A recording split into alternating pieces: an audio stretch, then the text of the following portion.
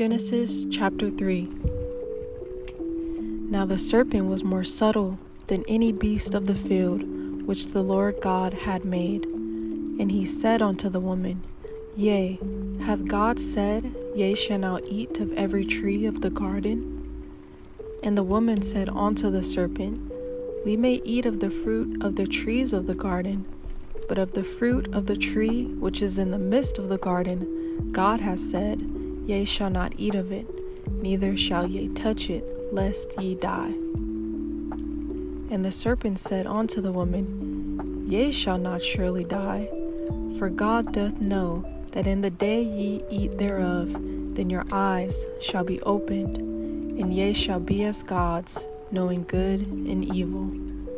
And when the woman saw that the tree was good for food, and that it was pleasant to the eyes, and a tree to be desired to make one wise, she took of the fruit thereof, and did eat, and gave also unto her husband with her, and he did eat. And the eyes of them both were opened, and they knew that they were naked, and they sewed fig leaves together, and made themselves aprons.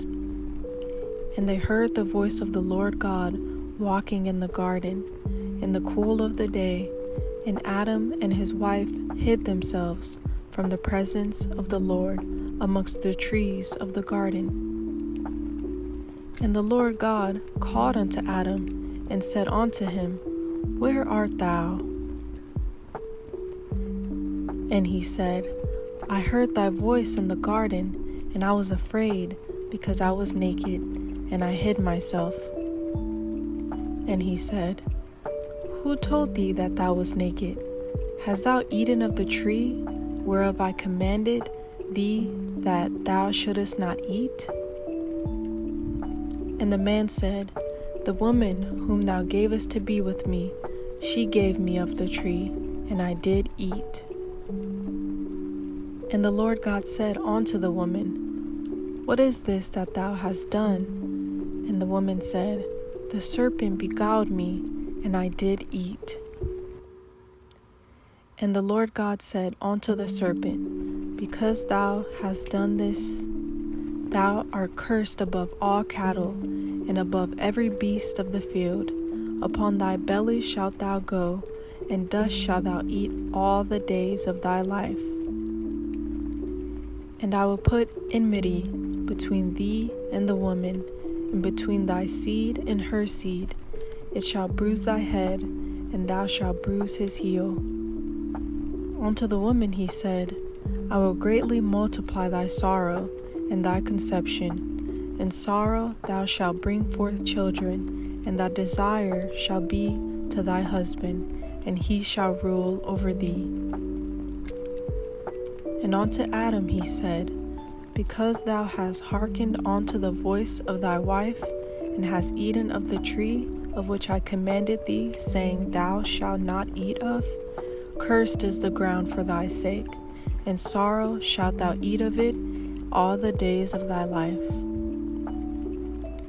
Thorns also and thistles shall it bring forth to thee, and thou shalt eat the herb of the field.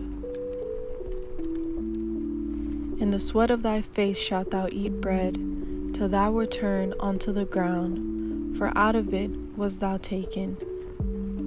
For dust thou art, and unto dust shalt thou return.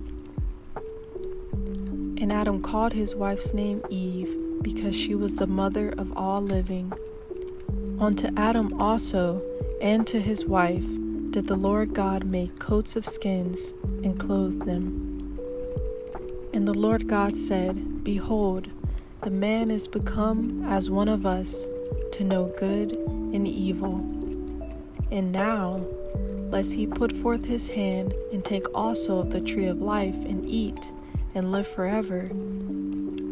Therefore the Lord God sent him forth from the Garden of Eden to till the ground from whence he was taken.